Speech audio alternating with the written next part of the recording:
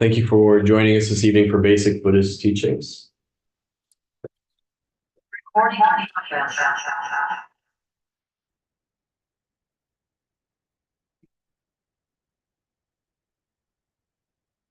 So Chiezan gave me a topic to talk about tonight, and I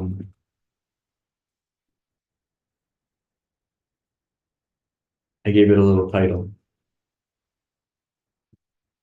And so I titled tonight's talk, Skillful Disruption. I'd like to talk about a few examples of skillful disruption over the course of our lineage and how this applies to us today and the way in which we train and the way in which we can better understand what we've requested in either functioning as a student or formally or informally traversing the path of Buddhism or meditation. And in particular, if you formally asked somebody to be your teacher. So the skillful disruption I'm talking about is the disruption that a teacher causes to our conditioned experience. The disruption that the teacher introduces that makes us take a second look at what we've taken for granted. And this is not unique. Like, this is something that's curious to me, that we retell these stories over and over and over again. We even idealize them. It's a very fresh topic for me. But when they begin to show up in our lives, it's not so cute. It's not as romantic. So if we were to look at our lineages, the convergence of the Kagyu lineage of Tibet and the Soto Zen lineage of Japan, skillful disruption can go all the way back to really one of the first stories of transmission in the Kagyu lineage, which would be between Tilopa and his student Naropa. And some of you may know this story, but Naropa was the head of a very famous Buddhist university, practice center, I believe it's called Nalanda. And he realized that despite his wealth of knowledge, considered the pinnacle of every field, he had not truly understood what the teachings were pointing at. And so he went and searched for Naropa, and there was 12 tests. Naropa put Tilopa through 12 brutal, graphic tests. Other way around. Tilopa and Naropa. Tilopa trained Naropa. Yes, you said it the other way. I apologize. But I usually can't remember stuff. I think we have Vajradhara, Tilopa, Naropa, Marpa, Milarepa, Gampopa, Tusum, Kempa. That's as far as I can go. Good job. And that trend did not change. The one we're even more familiar with would be Naropa's teachings to Marpa. Marpa came as the translator from Tibet, and Naropa sent him to the wild island of dogs surrounded by poison. Marpa lost all the teachings and came back, and Naropa tosses all of the gold in the air and says the whole world is gold to me. So not very respectful from a traditional sense. And then Marpa continued this with Milarepa. Build this tower. I was drunk when I told you to do it. Tear it down and move it. I told you to build a triangle tower. Why did you build a circular tower? To the point where Milarepa was going to kill himself, had decided, I'm going to kill myself. And Marpa says, okay, you're ready. And Zen Buddhism is not different. That if we go back to the early Tang Dynasty, the first story of transmission in China we hear about is Bodhidharma and Huiko. And Bodhidharma was like, I'm not going to teach a savage like you. You're not worthy. You're not a worthy vessel for the Dharma. So Huiko cut his arm off, right? And then Bodhidharma says, well, okay. And then this idea of yelling and shouting or slapping with sandals. And like some of you were even smiling. It's like, yeah, Buddhism.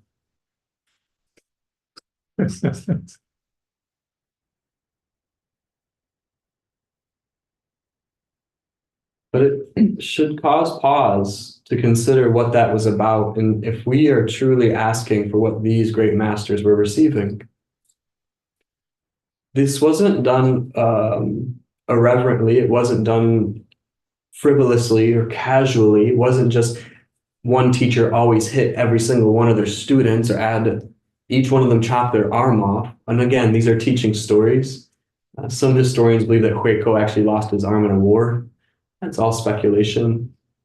But it's skillful. It's not just disruption. It's not just chaos. It's not just craziness. That those gestures are completely meaningless unless the student is willing to receive it as a teaching, unless the student is ready to see their basic nature and the teacher has the insight to skillfully disrupt. Buddhism initially has a great deal of logic. When we look at the basic tenets of Buddhism, most of us are magnetized because they have a pragmatism to them.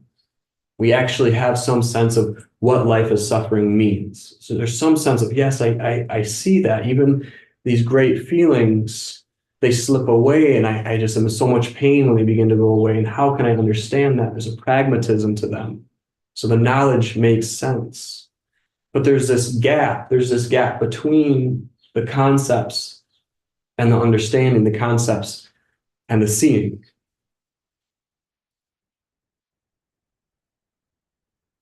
And that disconnect is so strong that for some of us, the gap can't be bridged through intellect. It sometimes takes an erratic or seemingly erratic gesture or word or function that begins to cut through the conditioning of logic that has been overlaid for lifetimes. And last Wednesday, I gave the Dharma talk, and I talked about meditation as being somewhat of like a microcosm of the entire world. Like, just seated meditation is a full representation of our entire world and our entire experience. And in a similar sense, the teacher functions as a microcosm, a representation of the totality of our world and our experience. And if we take that into consideration and we look at the world and we look at the insanity, and we consider this vow, I vow to be with all things, I vow to receive everything that shows up without exception. And we look at the world and we say, am I ready to receive, for us, last year, the AR-15 being shot out the car window on the corner? Am I willing to receive the mentally unstable people that are constantly approaching me? Am I ready to receive the abusive family or partner? Am I ready to receive this world? And if you're ready to say yes, are you ready to receive that in the form of one apparent being, the teacher? And that, again, I think that these questions need to be thoroughly considered, because our enthusiasm and our idealism around the path sometimes cover up the actuality of, I am asking to wake up to something that is so contrary, in a sense, relatively, so contrary to the traditional way of functioning, that I may have to be startled out of it, scared out of it, pushed into it. And so when we can begin to at least make an intention, and it's not the fruition, but we set an intention to receive everything a teacher does as a teaching, that may take the rest of our lives to practice, because there are always going to be things that we want to reject. For me, always things that I want to maintain, certain quotas, certain norms and standards that I've grown accustomed to. But we can set that intention,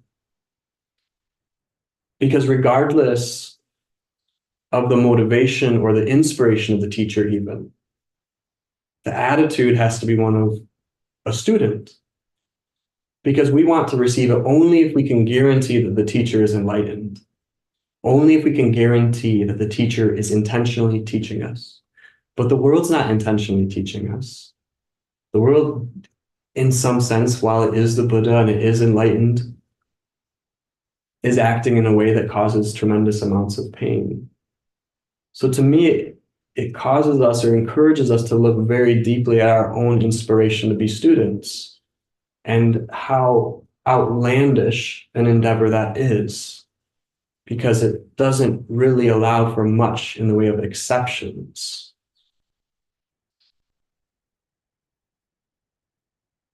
And so we take our time. If we don't take our time, it becomes a cult, right? If we don't take our time, if it's like the demand that as soon as you show up, this is what you need to be doing, then there's no room for our intelligence. We actually have to squash down our own fears and intelligence to just submit in a way that's very stupid. But as we work with it, as we continue to recite words like receiving or being a teacher, receiving everything as a teaching, we consider that sometimes that may not make sense. And even Sokuzan says it's not even an intentional thing most of the time. It's just functioning. Functioning happens, and we endeavor to look at that. We endeavor to receive it. And when we say that, the nice thing about it, to me it's nice at least, is receiving as a student doesn't mean that our own production ceases. It's not like this is now a blank slate, and so therefore we can receive the negativity. That's the nice part. We don't have to get rid of it. The downside is we still have to have our negativity as we're receiving the world, receiving the Sangha, receiving the teacher. And when we're receiving both, when we're receiving our own negativity, which is triggered by the apparent external situation, and we're receiving what seems to be very uneven productions of the world, that pull to go back into logic is so powerful. And so that's, I think, where a lot of us sit. It's where I sit most of the time, trying to look at that. What I'm thinking is valid in a relative sense, but there's still a certain positionality that validates that logic, that validates that reasoning. And so skillful disruption. We're not always as lucky as the teacher skillfully disrupting us once, and we have Satori, one gesture, that one slap with the sandal, the pebble bouncing off the bamboo. I'm awake. Because a skillful disruption occurs, and we actually may have some sense of like, yeah, I'm being taught. And then we slowly bury ourselves back into ignorance. So the teacher wakes us up again, and we slowly bury ourselves back into ignorance. And I think that there's something to that wearing out of continuing to have to receive that. What we never have to do, and we should be very considerate of, is validate the teachings we're receiving.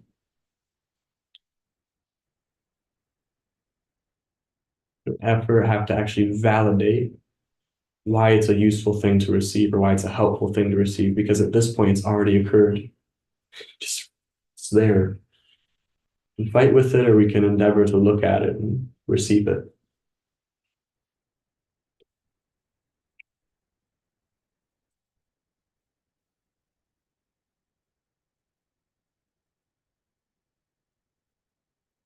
I would also say it may not be necessary. It's not a universal situation. It's not like everyone needs these startling teachings. There's a few people here who have recently asked me, like, when am I going to have to get that? Maybe never. It may never be necessary for you to have that kind of teaching. Just like there was one time Sokuzan said I was with another student of his. He looked at them and said, if you see what this is going to blow your head off. And then he pointed to me, if you see what this is, you're not going to notice it. You're not going to notice it. So how could you teach those two people in the same way? It's going to blow your head off. That sounds pretty intense. So maybe some more apparent skillful disruption. And for others, it's kind of like a covert. You don't even know the teacher's doing it. Just working with you, working with you, working with you.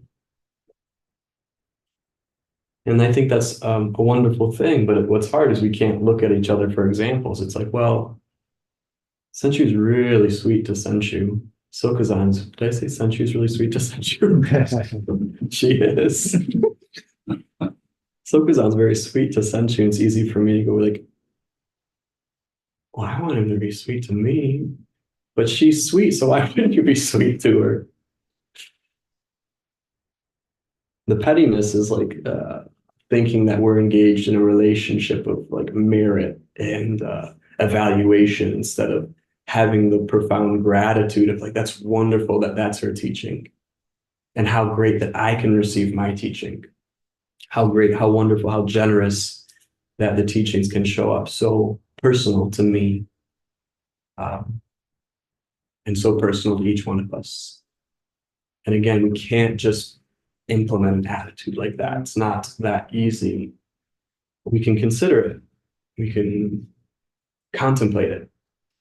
We can intend, we can remind ourselves. We can actually formally remind ourselves on a daily basis that my intention today is to receive my world as it arises, to receive it as a teaching, to recognize it, to be grateful for it, without any expectation that the sensation of gratitude has to arise.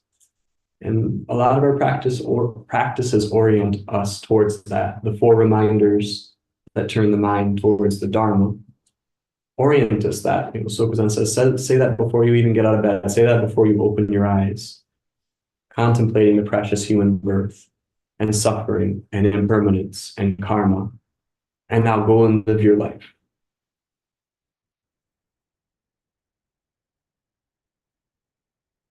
And as we begin to work with these skillful disruptions that the teacher presents us with, then we can begin to receive the disruptions, and disruption is a word used loosely, that the world presents us with. When Trungpa Rinpoche can say, situations are my guru, that is not an abandoning of Jamgang of Shechen or Choki Lodro or Kempo Gangshar. It's not like I'm finished with those teachers and now the world is my guru.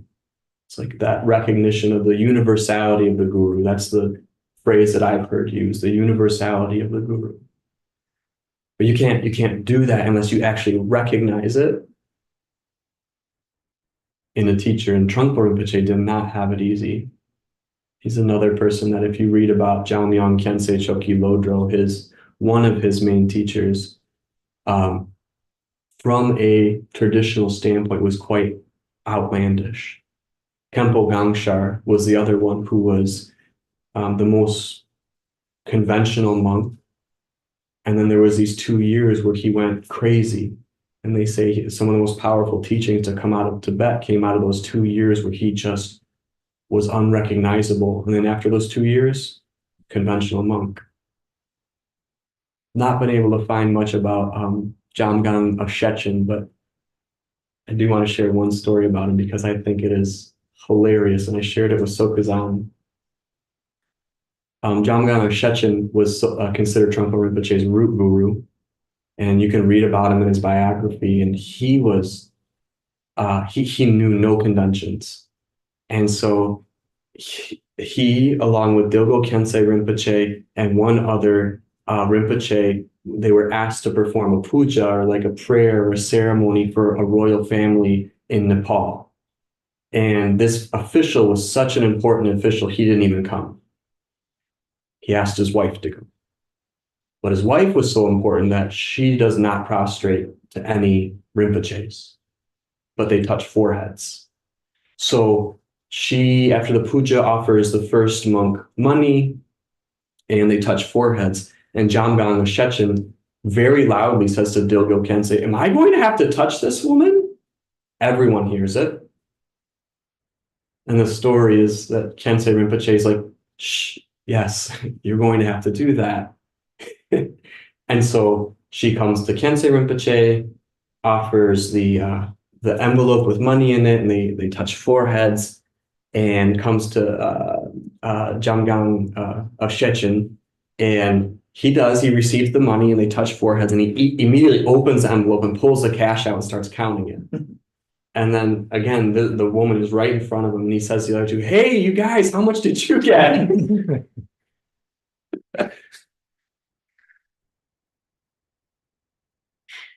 And I think telling these stories,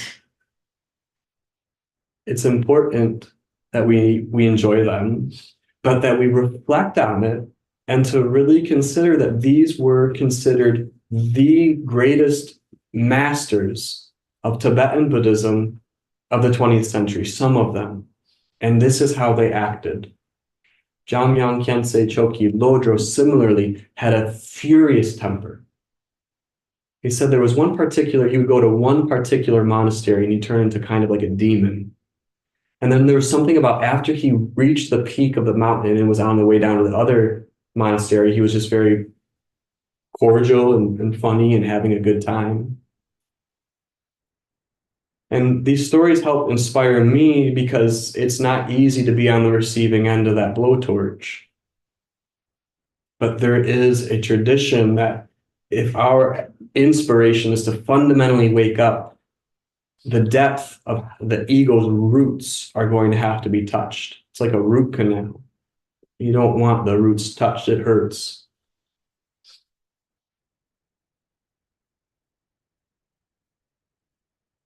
But in a sense, that's what we've asked the teacher to do. To manifest their compassion through whatever means necessary to help us as students recognize our nature.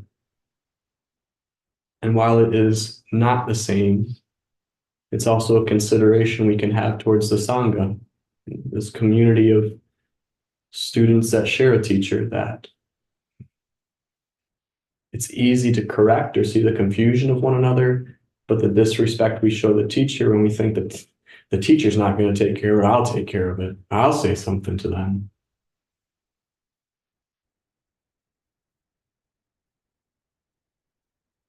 Maybe I'm the only one that's ever had that thought. So skillful disruption, it's just a way of pointing at how a teacher may use different means that may seem quite unconventional to help us recognize the way in which we're still clamped down. We become so refined, we become so, refined. Our egos become more refined. And we can use meditation to actually refine the ego. Use meditation to become less reactive and think that the goal is less reactivity. And so sometimes the teacher has to come in and say, oh, you think you're not reactive anymore. Poke. So if there are any questions, I would endeavor to respond to them at this point.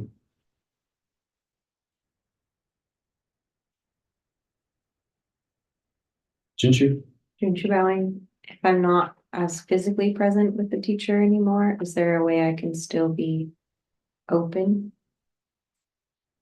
I think that your openness isn't necessarily dependent upon what you're pointing out. I think continuing to have regular dokusan, I think that's probably one of the most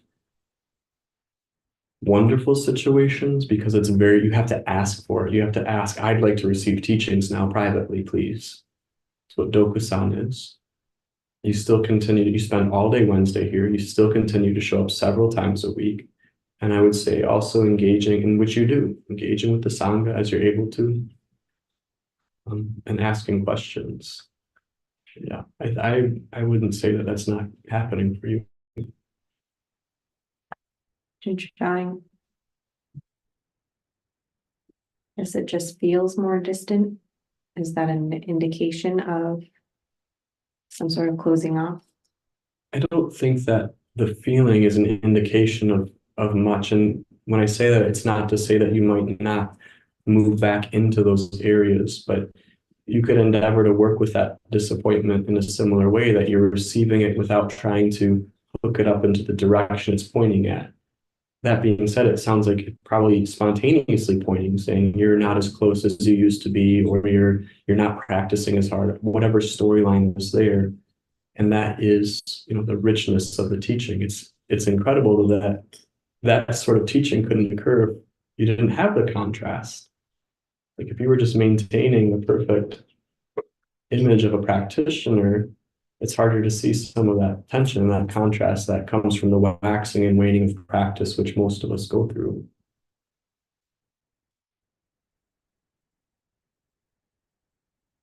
Thank you. Hondo? Oh, Divine, you said we need to receive the teachings and not validate them. How do we receive and not validate? I think just like everything else, it probably is going to start with having to look at how we validate or invalidate that this is worthy of receiving because it can be explained and justified, and this is not worthy of receiving because it's unexplainable or unjustifiable. So it's more likely that you don't do that, but having that intention to receive without justifying or invalidating brings our attention into the way that we are still trying to filter the teachings through our preferences and through our expectations and through our standards, whether created through our own life or social conditions. I have to remind myself sometimes of this, and I don't know if this is helpful to anybody else, but my intention is to awaken. That is my intention, to awaken for the benefit of all beings. And sometimes I forget that. Sometimes I think my intention is to maintain order at the monastery, or hit a certain number of meditation hours a week, or make sure I show up to my classes that I'm leading. And those are important. But if those start to overshadow the intention of realization or the intention of the vow, it's helpful to bring ourselves back. Yes, it's wonderful to offer those classes. It's wonderful to create a mandala that we call this monastery. But if we maintain this monastery at the expense of realization itself, it could be a nice place to live, but maybe there's other areas that our energy would be better spent.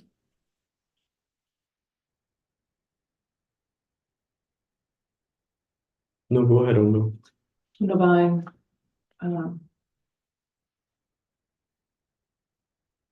are we receiving the teachings when we don't necessarily follow them? We're wrestling with them, but we're not. Are we receiving? If I consider Sokuzan's basic instruction, coming back to shikantaza, that whatever continues to move, that is your practice. Then while, again, relatively, those thoughts become more apparently painful or disruptive, we're wrestling with the teaching, we're fighting, we're rejecting the teaching. I'm talking about what I'm doing. To go in there and try to force those thoughts to be more in line with a placid, conforming student is actually to reject the very offering the mind is making. And so while it's very uncomfortable, it's not a pleasant place to be in, especially if you've known some form of relative stability in your practice. If that's what's being presented, we do our best not to push, pull, and look away. We do our best not to validate those thoughts and say, I have a right to feel this way. We do our best not to invalidate those thoughts and say, I've left the path, I'm not a good student. And we do our best not to go looking for the thoughts that are more in line with our ideas of being a good student. We come back to that childishness of Jamgang Shichen. How much money did you guys get? There's something silly, but really pointed about that for me. Divine, it makes me think of the disruption you're saying. For me, it's waking me up to my habits, my mind habits, my emotional habits. I guess what I want to ask is it are we being asked to grow up, so to speak? Is that the same thing as, well, are we being asked to grow up? I think so. I think in some sense that is the very thing we're being asked to do. Because it's, and I don't mean this disparagingly, again, I think we're all doing this, but we're constantly looking to somebody else to validate our existence and our thoughts. And if somebody is not in line with that, particularly somebody who we place above us in the form of a teacher, it's like we want to be the child forever. And so I do feel that those teachings are asking us to like Colvin said, get your own authority, but it's not an authority that can be grasped or measured. It's not an authority that's based on 20 years of schooling and a type of logic that, can battle with other forms. It's I think that when it's talked about as a lack of reference point, that's probably more closely aligned with authority in this sense than any sort of reverence or any sort of hierarchy that you're at the top of.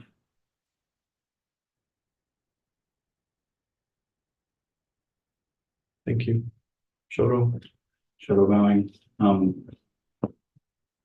When you have to remind yourself about that intention to awaken, how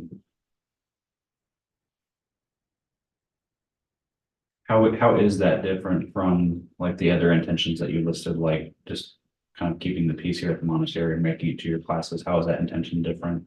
I mean, it's like the foundation of everything I do. So I can have the intention to. Sokuzan's asked me to function in a particular role here at the monastery, but that is in line with my intention to train my mind. The situations I'm put into are part of training my mind. And I feel like I begin to leave the intention to awaken when my actions come out of more of a warfare mentality to get something, that it's based on a result mentality. This needs to be a certain way because it's most comfortable or it's the easiest, instead of having the, you could say, malleability or permeability to receive the situation as it's arising and respond out of that situation as opposed to a standard. Shoto bowing. Is there a difference in like, to set it up this way, like if you weren't to remind yourself, would it change what you did in that situation? Well, I think so. For me, the reminder when I receive it from Sokuzan can completely shift the perspective or the way I'm relating to a situation. That there are times we have a similarity in this way that sometimes we come in pretty hot. And it's so helpful when I see Sokuzan and he does not seem bothered at all by what's happening. Other times, very much the opposite. But it kind of makes me look at, well, what's my urgency? If Sokuzan's not particularly concerned about it, what is my urgency? And so that's just one form. I feel like it changes when my mentality is either coming out of maintaining a standard or being with the situation. Sure. And then the different question, what would be an unskillful disruption? One that's kind of like imitating or showing. There's certain things that Sokuzan has said that are pretty sharp, and for one of us to repeat that because we thought it sounded clever, or to try to act outlandish so that we can look like we're a Zen practitioner. Those aren't skillful. They're just disruptive. They're just kind of narcissistic. It's about making the situation about you so that you can shine.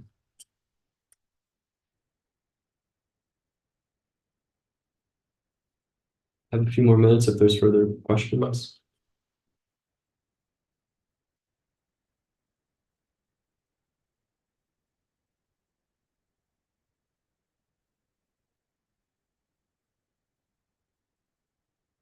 Shoto bowing.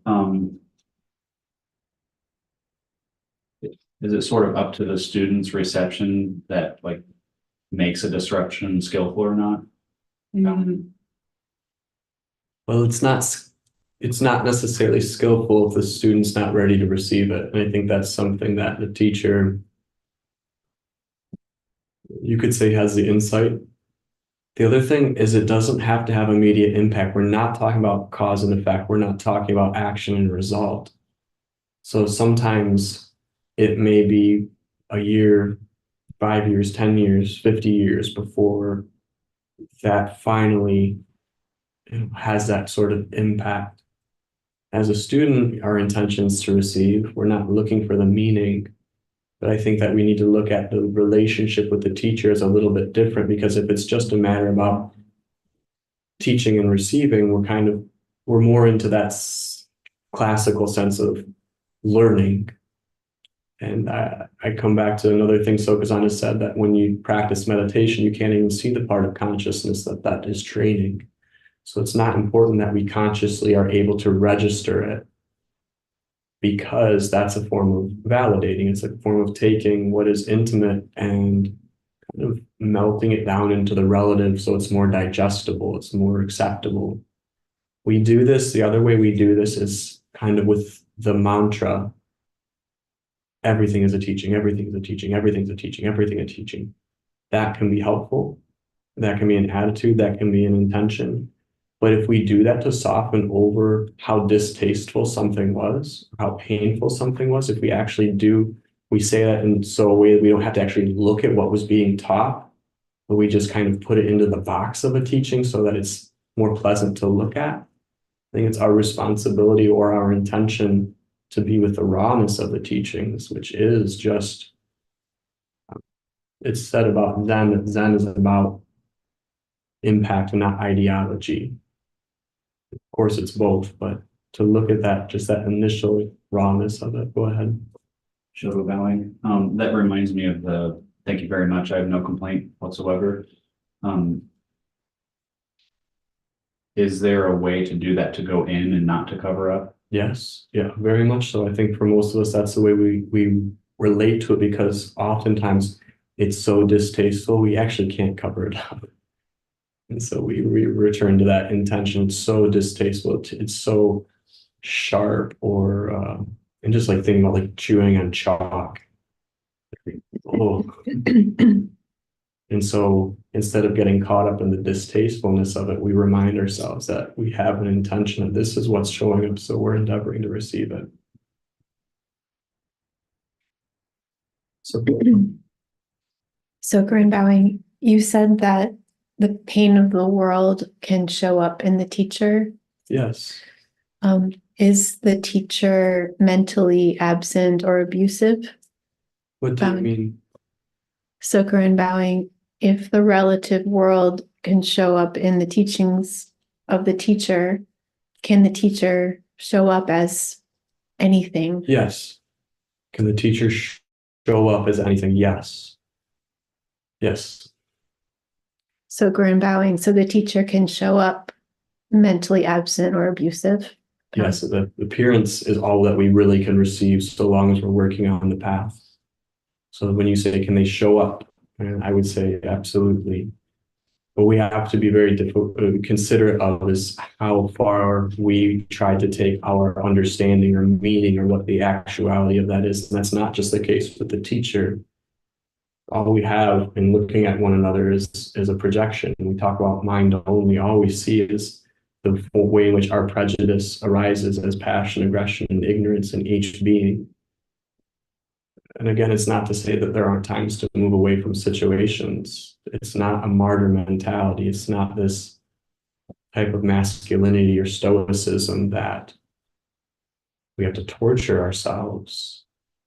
But even in moving away from a situation, to at least acknowledge that we're still relating to our mind. It's completely valid to not be in a relationship that is actively abusive, but there's still aspects of our mind that are being triggered to be looked at.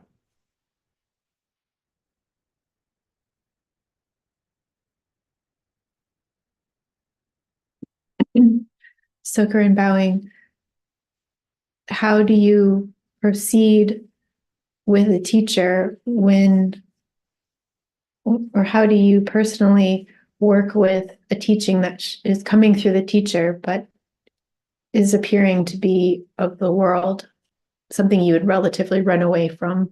Bowing. Split his table in half.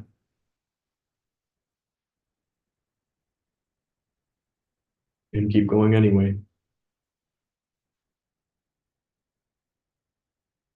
We cannot hammer ourselves into good students, but we can return. It's not an absence of our own passion, aggression, prejudice. That's the relative path. The reminder I've been receiving is, okay, maybe you can mitigate your aggression, but you still think there's a self. You still are not looking at the fundamental misunderstanding. So we're softening the edges, we're softening the movement a little bit, but there's still an agenda. And so the sincerity of our confusion may have to show up. And then we hang our heads and we return. And again, it does not validate the relative expression. We are not looking to resolve the relative expressions. And that's hard because the world, in its most relative sense, is causing harm and it's painful. It's very hard to be in the world. And we think that that's enough to give up or to validate why we can stop it or go to war with it or fight with it. We actually want to abandon the foundational investigation of self and other to make the world more palatable. And that the world may be palatable at times and it may be poisonous at times. But we return to our intention, which is no self, no other, no self in the skandhas. So all I can say is just to return. That's my encouragement. That's the encouragement all of us receive on a near daily basis. So, Graham Bowing, you speak of intimacy with the teacher. Is the poison showing up as the teaching is showing up in front of the teacher part of the intimacy? Am I understanding that correctly? One more time, if you could ask that. When anger shows up directed at the teacher, Yes. is that an example of intimacy with the teacher? Bowing. I would say it is, but I would say further that everything is showing up as intimacy with the teacher. The relative situation can become really intense. You know, we can get sucked into the relative situation. I recently asked Sokazan if I had damaged my connection to him. And I get something happened, something huge happened. And there was just a lot of fear. And then he says, you can't. And as soon as he said that, it's like, of course, of course. Like, of course is extra, but the type of intimacy is not, if it's true intimacy, it's not founded on relative expressions. It is not because Sokazan's apparent personality and my apparent personality get along. It's not that, because the intimacy started far before I ever had any particular desire to be around him. I come back to that story of the second time, third time I met him, he had thought he was having a stroke and he was in the hospital. And at 21 years old, having met him once or twice, not liking him, telling myself I wasn't going to come back here, I was in the hospital room with him. So the intimacy had nothing to do with the relative expression, but I did not recognize it for several years. And even now, the expressions can become so painful that you think like, oh, maybe you're losing something. But it seems like as soon as we go into that, we actually are not talking about intimacy or anymore. We're talking about getting along, talking about personalities and preferences. Thank you. Chiezan, final question. Jixin Bowing. You just said in your response to Sokuran that we are relating to our mind when the teacher is presenting himself in a certain way to us, kind of representing perhaps that world in a way, in a challenging way. Can we relate to anything else but our mind? No, we don't need to, but we need to recognize it as mind, or we're intending to recognize it as mind. There's nothing else to relate to. If I'm understanding what the teachings are presenting, mind only, consciousness only, that we are just relating to our mind. So there's not something else. You know, if you're seeing it, smelling, tasting it, hearing it, feeling it, thinking it, processing it, that's mind. You know, it just has such a strong illusion of otherness. And that's what I'm working with and what all of us are endeavoring to look at when we relate to our world. There's something about the container of the monastery, of the student-teacher relationship, of the Buddha, the Dharma, and the Sangha, that helps us to investigate that in a way that begins to break through that armor of intellect that is harder to do when we just simply go out into the world and live our lives. So having this container helps us work with that, it seems.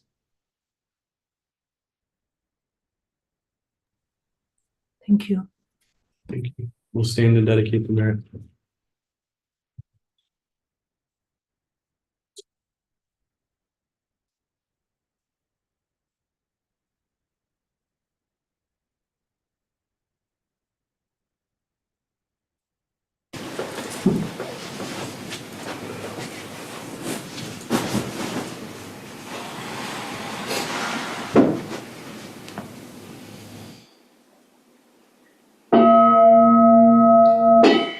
May the merit of this penetrate into all places, so that we and every sentient being together can realize the Buddha's way.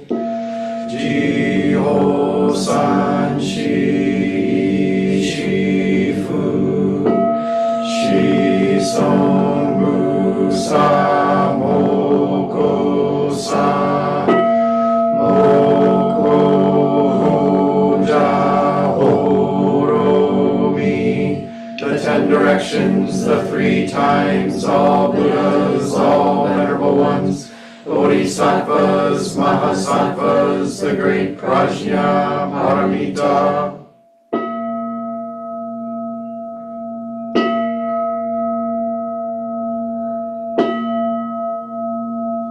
O Buddhas and Bodhisattvas of the 10 directions and the 3 times, please hear us. Please come down out of the light and protect Sokukoji Buddhist Temple Monastery, our Sangha, families, friends, and visitors. Heal everyone who is unhappy, sick, or suffering, and fill them with light.